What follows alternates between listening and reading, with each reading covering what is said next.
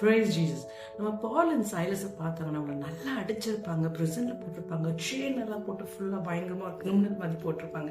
ஆனால் அவங்க கிரைம் எதுவுமே பண்ணல. ஆனால் ஏன் அப்படி செய்கிறாங்கன்னா, அப்படியாவது இயேசு பற்றி பேசாமல் இந்த கொடுமைக்காக ஓடிடுவாங்கன்ட்டு அப்படிலாம் பண்ணுவாங்க. நாங்கள் ஓட மாட்டாங்க.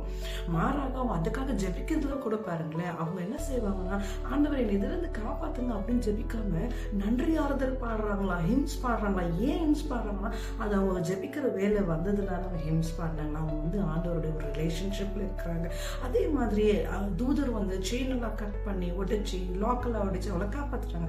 நம்மளும் நமக்கு சுத்தி என்ன சிச்சுவேஷன் இருந்தாலும் செயின் கூட நம்மளை அடைக்கிற மாதிரி ஃபினான்ஷியல் டெட்ஸ், ஃபேமிலி ஏதாவது இருந்தாலும் கூட நம்ம அதை பத்தி ஜெபிக்காம, நம்ம ஆண்டவர் தெரியுங்க நமக்கு என்ன வேணும் ஆல்ரெடி அப்படின்னுட்டு, அதனால நம்ம அதை பத்தி ஜெபிக்காம இயேசுவோட உறவுல தேங்க்ஸ் கிவிங் கொடுக்க ஆரம்பிக்கணும்.